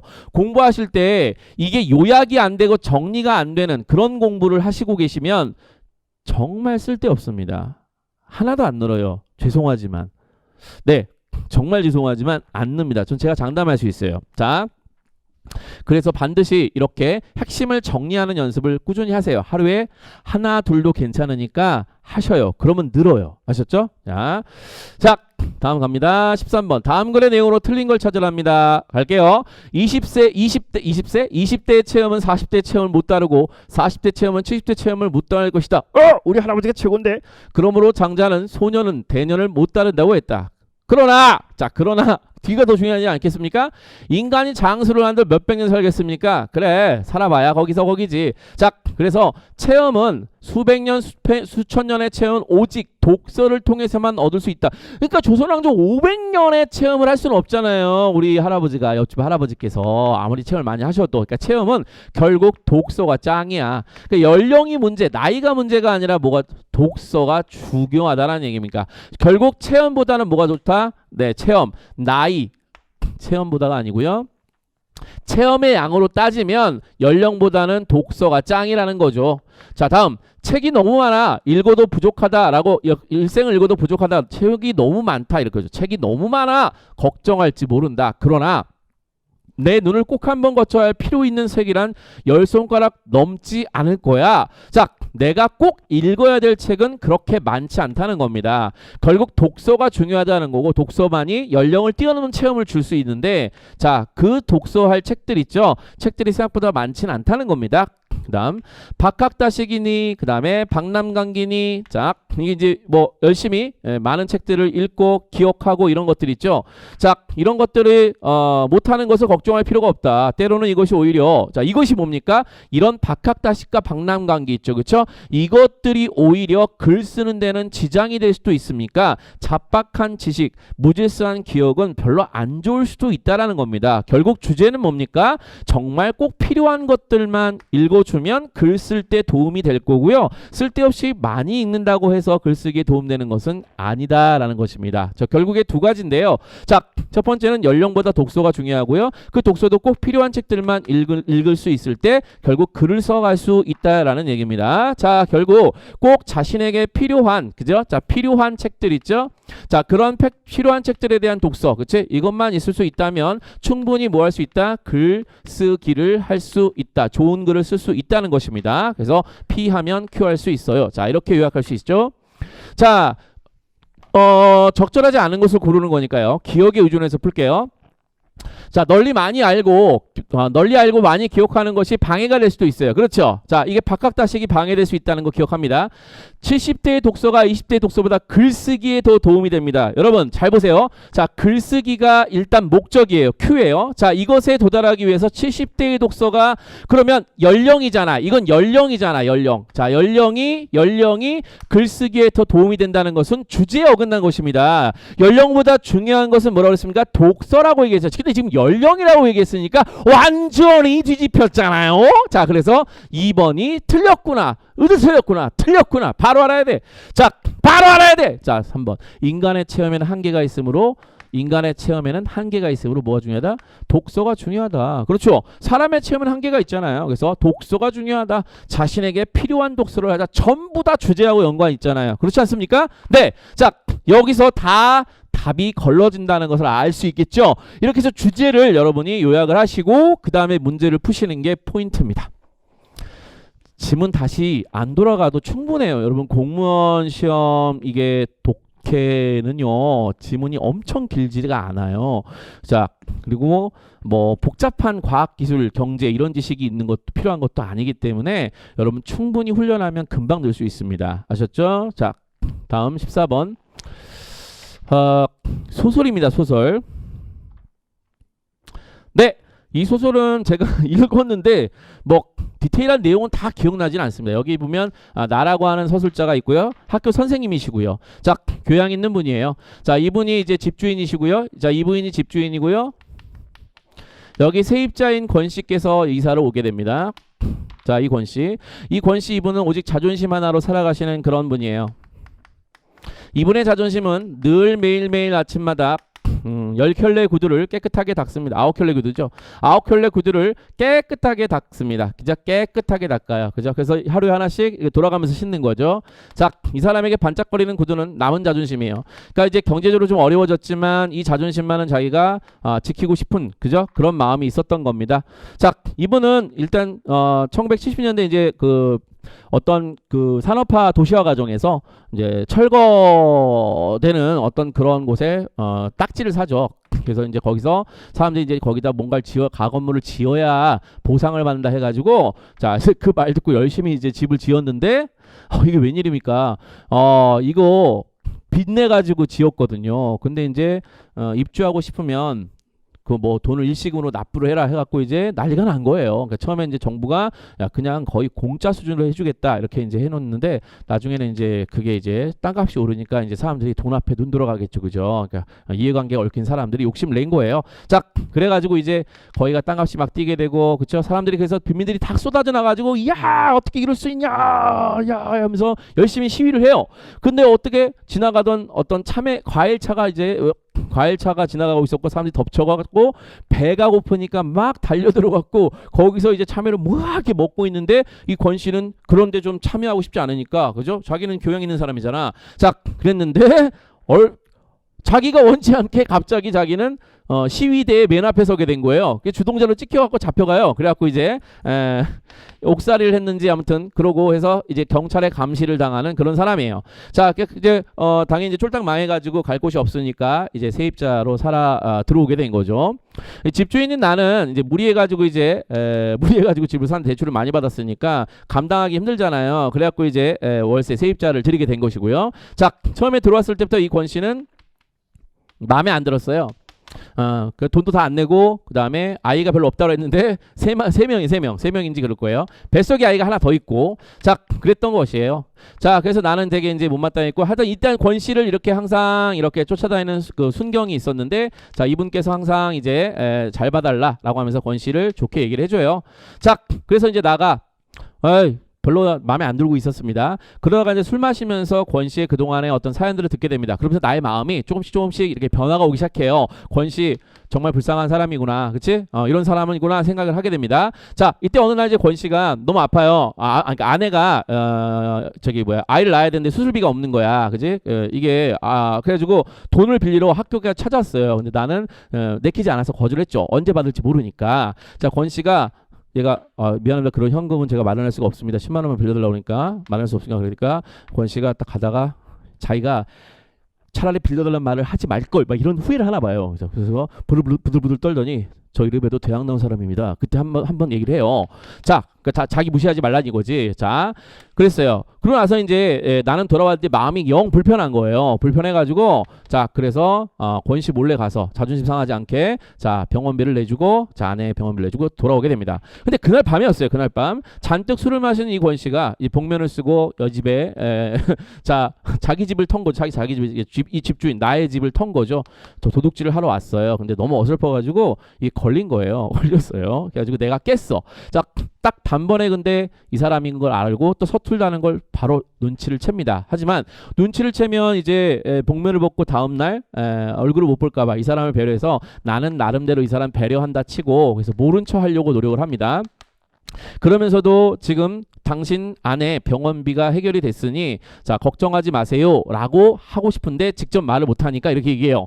어렵다고 꼭 외로우란 법은 없어요. 혹시 누가 압니까? 당신도 모르는 사이에 당신을 아끼는 어떤 이웃 바로 나죠. 자 당신의 어려움을 덜어줬을지 그랬더니 개성마 그따위 의성 없다는 걸 난 똑똑히 봤어. 나 이제 아무도 안 믿어 그랬어요. 그러니까 이건 뭐냐면 얘가 지금 시위대에서 완전히 총대를 메고 얘가 이제 그것 때문에 자기가 주동자로 몰렸잖아요. 아무도 안 도와주는 거예요. 아무도 안 나서는 거고 그때 이제 이웃에게 배신감을 느꼈었거든요. 그러니까 이런 얘기가 나와요. 자, 그다음 그는 현관에 벗어놓은 구두를 신고 있었고 쭉쭉쭉 이렇게 가게 됩니다. 자, 그래서 실수로 이게 지금 밖으로 나가야 되잖아요. 도둑 아닌 척. 근데 이제 자기 집 방으로 월세방으로 들어가게 되는 거죠. 문간방으로. 자, 그래서 습관이 무섭다고 문간방으로 들어가려고 합니다. 자, 그의 실수를 지적하는 일은 훗날을 위해 나로서는 부득이한 조치였다. 그렇죠? 왜냐하면 이 문간보로 들어가게 냅두면 안 되잖아요. 그렇죠? 이 사람이 범인인 게 확실히 드러나 버리니까 이 사람을 배려해서 이렇게 말해요. 대문은 저쪽인데요. 이렇게 얘기했어. 근데 이 말이 오히려 자, 이 권 씨에게는 자기가 들켰다는 걸 알게 하죠. 그래서 멍해 있다가 걷기 시작합니다. 비틀비틀. 그래서 걸렸어. 이래봬도 나 대학 나온 사람이야. 이러면서 가요. 누가 뭐라고 그랬나 어쩌고 저쩌고 사라져 버렸습니다. 자, 이다음부터 이제 이 사람은 돌아오지 않고 구두만 남아 있었어요. 그래서 9켤레 구두로 남은 사내입니다. 자, 나는 그에게 희망을 주려고 하는 심리가 맞고요. 나의 말을 그가 고지 듣지 않으려고 하죠. 그쵸? 그 다음에 그가 나보다 학력면에서 우월함을 표현하고 있다. 대학 나온 사람이야 라는 게 내가 너보다 우월해 라는 의도가 아니죠. 그쵸? 자, 나도 이런 도둑질할 사람이 아니야. 그치? 나 무시하지 마. 이런 자존심을 드러내는 표현입니다. 그래서 디귿 빼고는 다 맞아요. 그래서 정답은 2번이 되겠습니다. 사실 여러분 이 소설의 줄거리를 아시면 금방 판단하시고 문제를 푸셨을 겁니다. 15번 갈게요. 자, 다음 글의 내용으로 틀린 거 찾으랍니다. 역시 주제 잡아볼게요. 우리나라를 비롯해 동양에서는 빛과 그림자의 대비를 사실적으로 표현하는 명암법이 존재하지 않았습니다. 그래서 명암법. 자, 명암법이 존재하지 않았대요. 명암법의 동그라미 칠게요. 명암법은 뭐냐면 빛과 그림자의 대비를 사실적으로 표현하는 명암법인데 그게 우리나라에서는 없었대요. 자, 그러면 단원 김홍도의 씨름을 보자. 그럼 예시를 들었으니까 여기에는 명암법이 존재하지 않았다는 말을 할 거예요. 자, 그 말을 찾읍시다. 어디에도 그림자는 없다. 자, 어디에도 뭐가 없다? 그림자는 없다. 즉 명암이 없다는 얘기죠. 빛과 그림자의 대비가 없다는 거예요. 자, 그 다음 모든 그림자가 다 사라져 버렸습니다. 명암의 대비가 없다. 자, 이처럼 선묘의 의지의 대상을 나타내는 우리의 전통회화. 그러니까 우리의 전통회화에 대한 특징은 선묘의 선이에요. 선. 자, 그림자 표현을 찾아보기가 어렵습니다. 동양회화는 명암을 의도적으로 외면하는 경향이 있습니다.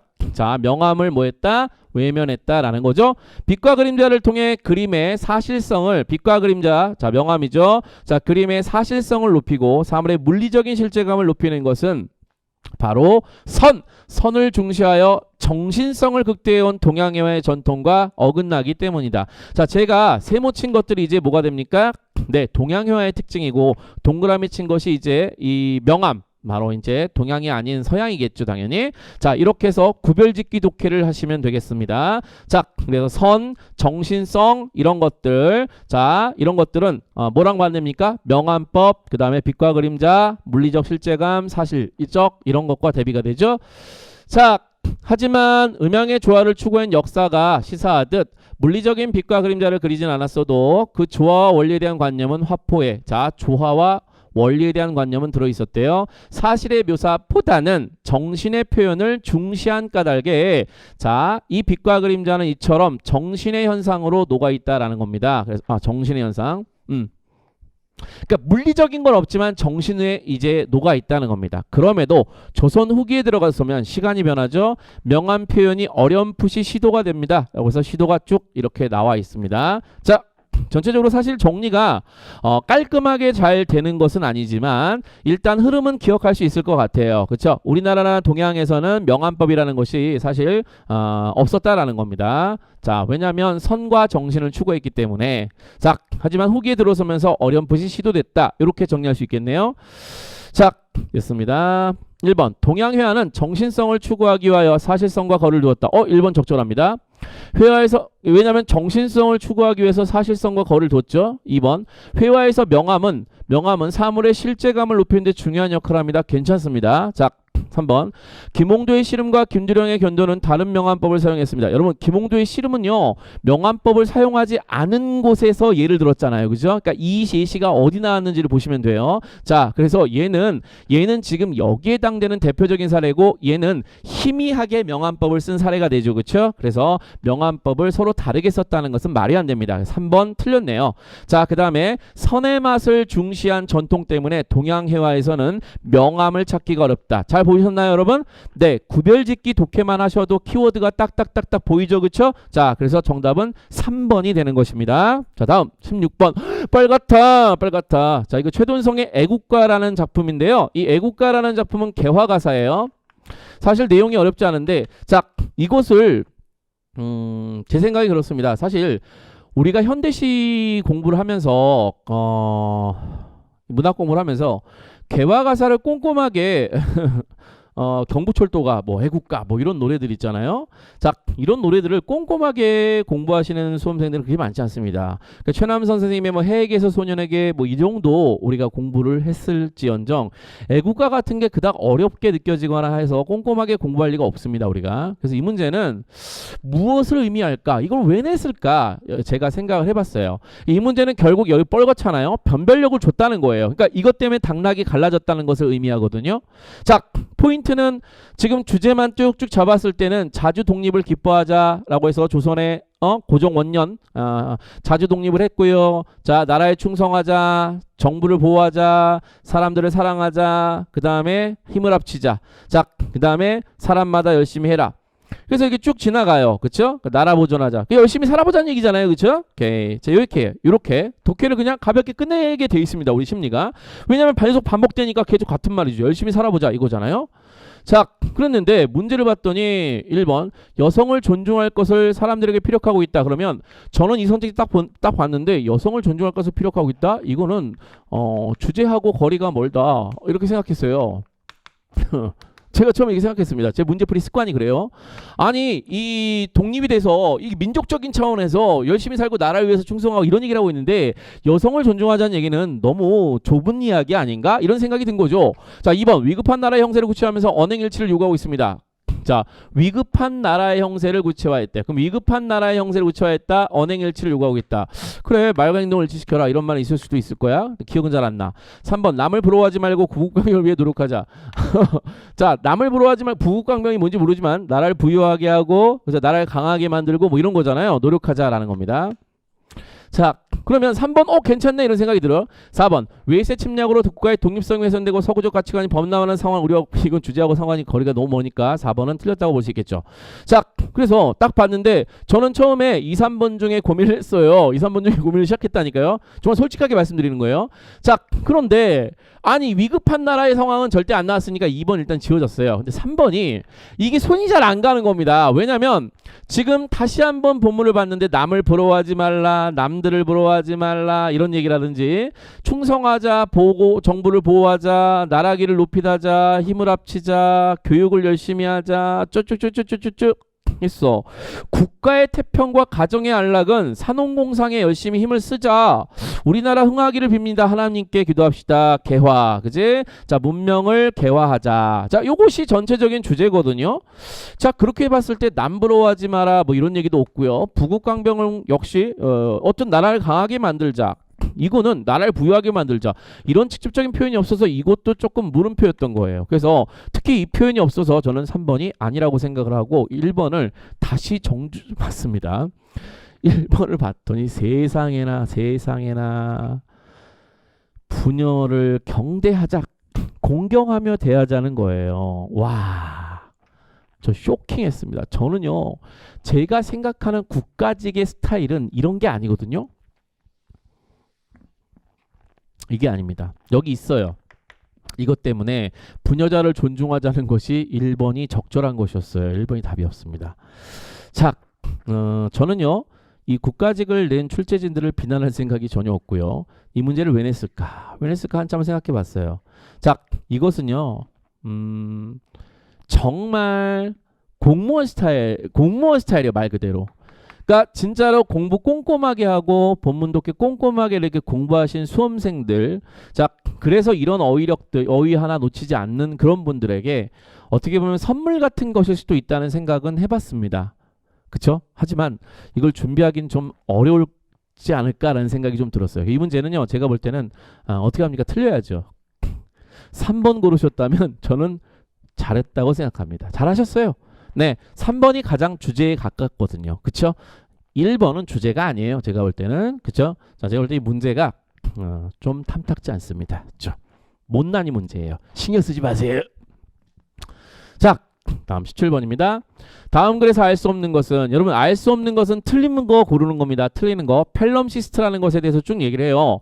자, 그래서 원래는 자, 양피지 위에 글자가 여러 겹 겹쳐서 보이는 요즘 피지가 많아졌는데. 자, 양피지. 자, 그게 아니고요. 어쨌든 종이 위에 글자가 여러 겹 겹쳐서 보이는 겁니다. 종이가 발명되기 전에 양피를 썼다는 겁니다. 자, 그랬어요. 그래서 글자를 계속 썼는데 문제는 이게 주제가 아닙니다. 건축에서는 이러한 펠럼시스트를 오래된 역사 흔적이 현재 공간에 영향을 미칠 때 그것을 은유적으로 설명하기 위해서 사용하고 있대요. 그러니까 이 어원은 이건데 실제 사용되는 의미는 이거라는 거예요. 이게 주제인 거예요. 아셨죠? 여기 주제를 잘 잡으셔야 됩니다. 잘 잡으셨대요. 잘 잡으셨어야 해요. 오래된 역사의 흔적이 현재 공간에 영향을 미치죠. 제가 이제 구별짓기를 하기 위해서 이렇게 했습니다. 얘가 얘한테 영향을 줬다는 겁니다. 가장 손쉬운 예로. 자, 이런 거 놓지 마세요. 아, 예를 들었으니 지금까지 읽은 것 중에 이 녀석이 가장 중요하다라는 생각을 하시면서 독해가 이어져야 돼요. 자, 그래서 강북의 복잡한 도로망. 이건 현재 공간 아닙니까? 이 복잡한 도로망은 결국 오래된 역사의 영향으로 생긴 것이다 라는 얘기를 할 거예요. 그래서 그 역사에 해당하는 것을 찾으면 될 거예요. 자, 그게 뭐냐라고 해서 우리가 찾아보니까 결국의 내용은 이런 내용이에요. 자, 강북의 도로망이라고 하는 어떤 현재의 것은 과거에 자연하천에서 영향을 받은 것이다 라고 얘기를 하고 있고요. 지금의 간선도로 역시 마찬가지고요. 자, 이것은 하천과 연관이 있다는 겁니다. 자, 이렇게 해서 이렇게 연관이 된다라는 것을 독해하셨으면 주제를 잡을 수 있었을 거예요. 그래서 주제는 어떤 펠럼리스트의 개념인데요. 오래된 역사의 흔적, 과거의 흔적이 현재 공간에 영향을 미친다는 겁니다. 과거의 자연하천 이런 것들이 현재 도로망 간선도로에 영향을 미쳤다. 자, 이렇게 정리할 수 있는 것이죠. 커뮤니티도 마찬가지고요. 자, 1번 펠럼시스트는 종이가 발명되기 이전에 양피지를 재활용하면서 빚어진 현상이다. 괜찮아요. 유래죠. 2번 하천이 커뮤니티의 중심이었던 과거와 달리 하천이 커뮤니티의 중심이었던 달리 지금은 간선도로로 커뮤니티가 나누고 있다. 그래서 키워드 나와 있죠. 그죠? 네. 자, 3번 도시주거의 기본 요건 중에 하나가 상하수도 시설이기 때문에 자, 하천 주변이 자동차 도로가 된 것은 필연적이다. 벌써 의심스러워요. 하천이 자동차 도로가 된 조건, 그 이유가 상하수도 시설이기 때문에 이렇게 된 거래요. 자, 그러면 이거는 이 뒤에 거는 결과 현상이니까요. 이거의 조건을 찾아야 될 텐데 기억이 나질 않네요. 자, 확인해 봅시다. 보니까 인구 밀도가 높아지면서 위생 문제가 심각해지고 동시에 자동차가 급증하여 그랬어요. 그러니까 여기 보시면 인구 밀도 그 다음에 자동차 급증. 자, 그래서 자동차 도를 모았다 확보하는 것이 필요했다 이거지, 그치? 그래서 하천 주변이 도로로 바뀌었다고 되어 있습니다. 보이죠? 그래서 인구 밀도, 자동차 급증. 자, 이것이 조건이 되는 거예요. 그쵸? 자, 조건이 됩니다. 오케이. 상하수도 시설 때문이 아닙니다. 요게 인과성이 떨어지네요. 그렇죠? 조건이 틀렸습니다. 자, 4번 갈게요. 강북의 복잡한 도로망은 상하수도 시설이 없었던 시절의 흔적이 현재 공간에 이거 주제잖아요. 주제. 그렇죠? 주제입니다. 강북의 도로망은 상하수도 시설이 없었던 그 시절의 흔적. 바로 하천이죠. 자, 하천이 영향을 미친 것입니다. 라고 해서 4번은 주제에 부합합니다. 됐습니까? 3번이 가장 의심스러웠을 거예요. 그러니까 3번을 의심할 수 있는 힘은 뭐냐면 확실한 주제들을 지웠을 때 3번을 의심하는 힘이 강해지는 거죠. 이것도 역시 여러분 주제를 독해하는 힘이에요. 자, 다음.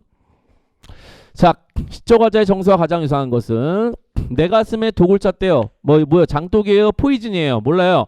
자, 그런데 쭉 읽어봅니다. 쭉 읽어보는데 다른 건 잘 모르겠지만 얘가 허무함을 느끼고 있었고 원망을 하고 살았던 거예요. 그쵸?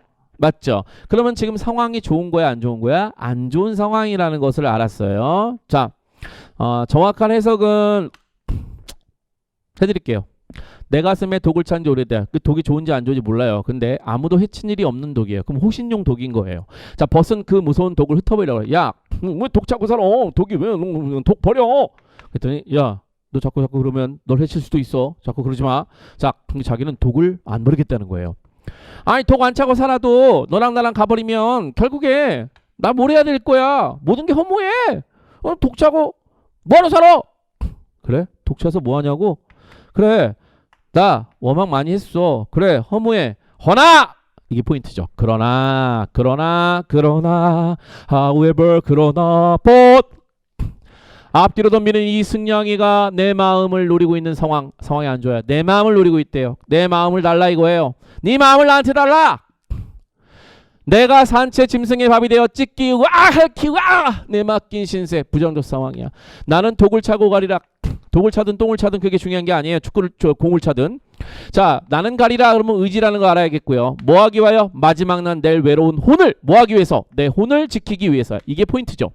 자, 결국에 이 녀석들이 내 마음을 노리고 있으니 내 영혼을 뭐 하기 위해서? 지키기 위해서 차는 호신용 독이군요. 그래서 이 독을 차겠다라는 건 이런 의지입니다. 자, 결국에 누가 나에게 강압적인 것을 행사해도 나는 내 신념과 소신을 뭐하겠다? 지키겠다는 의지잖아요. 그렇죠? 자, 그 누가 나에게 좋은 당근을 준다 하더라도 나는 한 임금만 섬기겠다는 의지입니다. 바로 이거예요. 자, 굶주려 죽을지언정 내가 고사리도 캐먹지 않겠어. 왜? 그것이 누구 땅에서 난 거냐? 내가 섬기지 않는 수양대군 땅에서 난 거 아니겠느냐? 라고 하면서 난 그 땅에 나는 건 하나도 풀뿌리도 안 먹을 거야. 라고 얘기하는 그런 작품이죠. 자, 단종에 대한 충신입니다. 의지입니다. 의지. 그래서 1번이 정답이었어요. 잘 아시겠지만 이 수양산은 백이숙제가 은둔한 은거한 산이기도 하지만 수양대군을 의미하는 중의적 표현이죠. 자, 그래서 수양산을 바라보면 백이숙제를 뭐한다? 탓한다 이거지. 자, 탓한다 이거야. 왜? 야, 이 사람들은 지조와 절개를 지킨다. 소신을 지킨다 하시고 한 임금만 섬기겠다라고 하면서 수양산에 들어가서 고사리 캐 먹으며 살다 굶어 죽었거든요. 그러니까 얘가 하는 말이 이거예요. 야, 고사리? 그것도 먹지 마. 진정한 충신은 그것도 안 먹어야 돼. 이러면서 오히려 백이숙제의 충절이 부족하다. 이러면서 진정한 충절과 지조와 절개는 이 정도는 돼야 돼. 라고 하면서 강한 의지, 절대 타협하지 않겠다는 의지를 보이고 있어요. 1번이 답입니다. 자, 이렇게 해서 여러분이 상황과 정서와 태도 이런 것들을 여러분 주제라고 하는데 이 주제를 잘 독해하시고 그런 상황 조건 그 다음에 태도 조건 이런 것들을 판단하시면 돼요. 그러니까 뭔가 억압하고 그지 이런 상황 조건 속에서 여러분이 주제를 의지를 판단하면서 답을 골라줘야 되는 거예요. 그러니까 여러분 문학 공부하실 때 시조 정리하실 때도 그냥 정리하지 마시고 그런 주제를 생각하시면서 정리하시기 바랍니다. 자, 지프로 된 방석 내놓지 마. 인공물 필요 없어. 자연물이 있잖아. 그지? 인공물 필요 없어. 자연물이 있잖아. 자, 소박한 음식 이거 내놔라 라고 하면서 자연 속에서 소박하게 살고 싶어 이거죠. 자, 내 언제 신의가 없어. 님을 언제 속였습니까? 근데 달 뜬데 온 뜻이 전혀 없어. 왜 안 와? 왜 안 와? 지는 입소리야. 나 어찌하겠어? 이거 고전 시가에 많이 나오잖아요. 낙엽 소리죠. 그죠? 낙엽 파삭파삭. 왔어? 뭐 이런 착각 들게 하는 그 소리. 그러니까 항상 기다리고 있는 거고 그리워하고 있는 거예요. 자, 4번은 흥하고 망하는 거. 망했어요. 고려 궁궐터에 풀밖에 없습니다. 500년 고려 왕조에 뭐가 피리 소리만 남아 있습니다. 삐리리리 비리리 고려 이러면서 이제 고려의 노래만 남은 거죠. 자, 석양 기울어가는 그 고려에 지나가는 나그네 그죠? 눈물겨워 하노라. 이게 상황이 뭐입니까? 상황은 나라가 망한 조건이자 나라가 망한 조건 그죠? 완전히 다른 조건이에요. 그렇죠? 자, 의지가 없어요. 의지. 이것도 의지가 없어요. 볼 거 없죠? 이것도 의지가 없습니다. 왜 의지가 없습니까? 부정적 상황이 안 나오니까요. 부정적 상황에만 의지가 나올 거 아닙니까? 네, 그래서 2, 3, 4는 사실 의지만 갖고 풀 수 있어요. 자, 19번. 빨갛다. 이거 뭐 한자 모르면 틀려야죠. 자, 공리. 자, 기호를 기표와 기호의 결합으로 오는 것은 언어학에서 공식적인 어떤 이론이라는 거예요. 그죠? 공식적이라는 거. 그러니까 이 공자를 쓰시면 안 되고, 공변할 공자 있죠? 자, 공공성, 공식, 뭐, 두루두루. 이런 의미를 갖고 있는 이 공자를 써야 돼요. 자, 그 다음에 니은 같은 경우는 그 결합이 자의적이다라는 거예요. 그러니까 우리 언어의 특성 중에 의미 있죠. 의미와 형식이죠. 의미와 형식의 결합은 뭐다? 임의적이다. 언어의 자의성이죠. 그렇죠? 언어의 자의성. 자, 이때 자자는 스스로 자자가 아니죠. 그죠? 이거는 스스로 자자가 아니라 이제 이거 뭐라고 하나요? 이거를 제멋대로 자자, 이제 방자하다 뭐 이런 제멋대로 자 그런 자자를 쓰셔야 됩니다. 그래서 요것도 잘못됐고요. 그 다음에 디귿 상식은 이제 보통 항상 이게 이제 이 글자를 보시면은 요게 수건을 차고 다니는 거거든요. 그렇죠? 옛날 여인들이 항상 이렇게 수건을 차고 다녔대요. 자, 그래서 항상 상자, 보통 상자예요. 자, 요건 알식자고요. 그래서 항상 보통 사람들이 알고 있는 거 이런 것들이 상식이죠. 그래서 3번이 정답이었고요. 자, 그다음에 연관성이라는 것은 이 연자를 쓰시면 안 되고요. 이 연자는 인연할 때 쓰는 연자인데 요걸 쓰시는 거예요. 인연할 때 쓰는 연자. 요거 이제 제가 이거를 보시면 여기에 요게 인연연자잖아요. 그렇죠?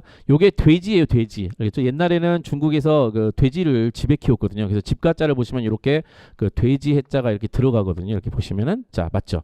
그러니까 돼지는 너무나 귀하고 소중한 거예요. 그죠? 뱀도 잡아주고, 그죠? 배고프면, 그죠? 또는 파티, 잔치할 때, 그죠? 먹을 것도 대주고요. 그렇게 키우기 까다롭지도 않고요. 먹을 거 많이 가리지도 않고요. 그렇죠? 여러 가지 음식물 쓰레기도 처리 다 해주고요. 그렇죠? 그러니까 너무나 고마운 짐승이었던 거죠. 자, 오케이. 자, 그런 고마운 인연. 자, 이게 실이에요, 실. 그러니까 이 실은 이 연자는 옷자락의 끝 부분 있죠. 이 부분을 이제 가리키는 여기를 이렇게 박음질한 이 실을 가리키는 거예요. 그러니까 인연이라는 게 어떻게 보면 그 끄트머리를 스쳐가는 돼지처럼 너무나 소중한 자 그런 끄트머리를 탁 스쳐가는 그런 의미의 연자예요. 그러니까 이 연자라고 하는 것은 이제 보통 눈에 보이지 않는 그런 것을 이야기할 때 쓰는 말이에요. 인연. 아니면 원인 할 때도 이거 쓰거든요. 원인은 사실 딱 봤을 때 추론해야 되잖아요. 보이지 않는 거 할 때 쓰는 거예요. 근데 하지만 이거는 실이 두 개죠. 실이 두 개예요. 이렇게 실이 두 개입니다. 그 요게 이제 상투. 머리를 이렇게 양쪽으로 귀 밑 여기 귀죠. 귀에서부터 끌어와갖고 쫙 묶는 거죠, 그죠? 묶는 겁니다. 그러니까 이거는 두 개를 이렇게 두 개를 두 쪽 양쪽의 머리를 연결한다는 의미를 갖고 있는 그런 연자입니다. 그래서 연관성 할 때 이 연자를 쓰시는 거예요. 됐습니다. 자, 뭐 이거 얘기하면 뭐 합니까 이제 안 나올 가능성이 좀 있죠, 이제 나왔으니까. 자, 됐습니다. 그냥 이거는 그냥. 제가 아는 단어 나오면 얼마나 고맙니? 라는 생각으로 그냥 포기하지 마시고 꾸준히 열심히 하시면 될 것 같아요. 그쵸? 자, 그 다음 20번 마지막입니다. 자, 역시 주제 잡아볼게요. 자, 갑니다. 미래에 대한 다양한 정보를 수집하면 의사결정의 질을 높일 수 있다는 인식과 이들은 의사결정 지원 시스템과 미래 예측 시스템을 지속적으로 개선하고 있습니다. 자, 지금 이것을 정리하시면 미래에 대한 다양한 정보를 수집하면 자, 볼게요. 자, 미래에 대한 다양한 정보 이 정보들을 열심히 수집을 하면 자, 뭐 할 수 있다는 겁니까? 네, 목적.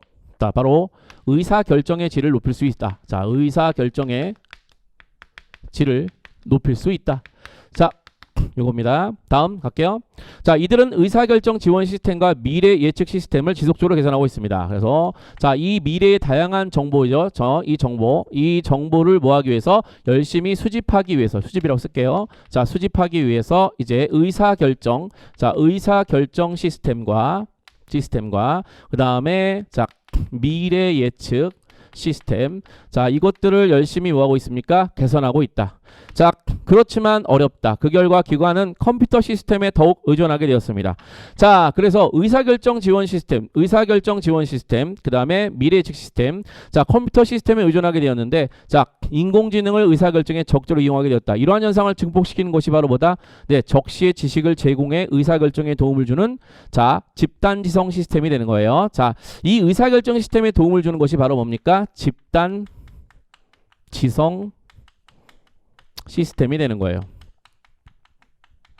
자, 그래서 미래 예측 시스템 같은 경우에 사실 이 글의 구조는 사실 이렇게 된다고 봐야 되거든요. 자, 여기가 바로 컴퓨터의 어떤 인공지능. 자, 인공지능의 컴퓨터 시스템.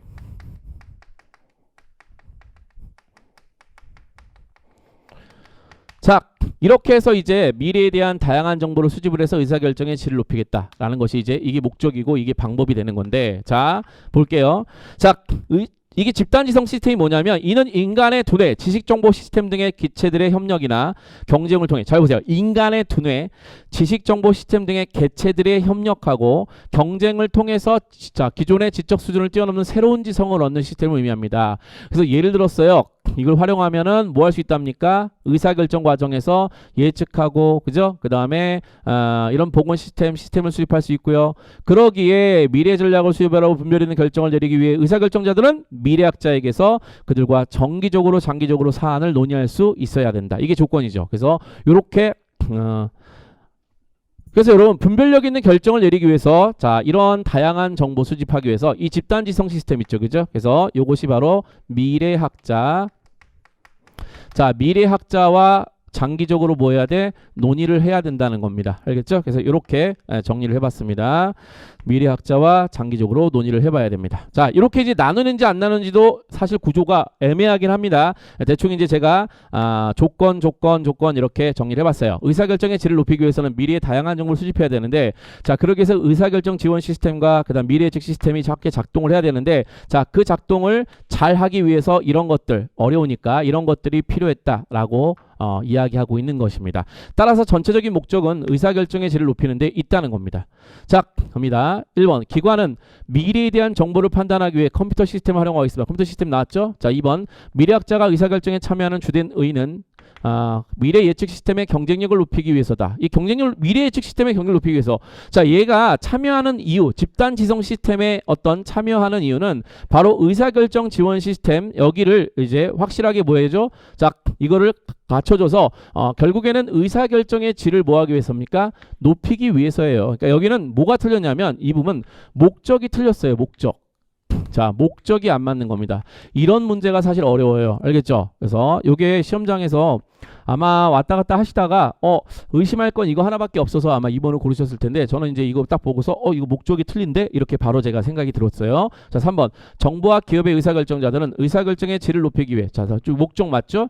자, 미래 예측 능력을 개선해야 된다고 생각하죠. 맞습니다. 4번 발생 가능한 재해를 예측하고 대응하기 위한 보건 시스템을 수립하는데 집단지성 시스템을 이용할 수 있습니다. 그렇죠. 집단지성 시스템을 위해서 예시 가운데서 이걸 이용해서 보건 시스템 이것이 대책의 시스템을 만들어낸다라고 했습니다. 자, 그래서 요것도 4번도 가능한 이야기였어요. 자, 4번 여기 보시면 재해로부터 회복하는 보건 시스템을 수립할 수 있다는 얘기가 나와 있죠. 어디에서? 집단 시스템을 활용하면 이렇게 자 이것이 나와 있습니다. 찾을 수 있을 거예요.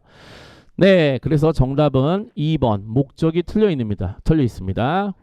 자, 제가 왜 굳이 목적이 틀렸다고 말씀을 드리냐면 여러분 어떤 비문학 문제를 풀 때 이게 왜 답이고 이게 답이 아닌지를 판단하실 때에 이게 같은 논리로 이런 방식으로 선택지를 뒤집어 놨구나 이런 걸 여러분이 판단하는 것이 되게 중요하기 때문이에요. 아셨죠? 네. 자, 여러분 뭐 길게 얘기했지만 여러분이 필요한 문제만 딱딱딱 이렇게 선택해서 좀 빠르게 잘 들으셨을 거라고 믿습니다. 여러분 시험 오느라고 너무너무 애쓰셨습니다. 네. 만든 거니까 보고 볼까요? 누구죠? 네. 자, 여러분 고생하셨습니다.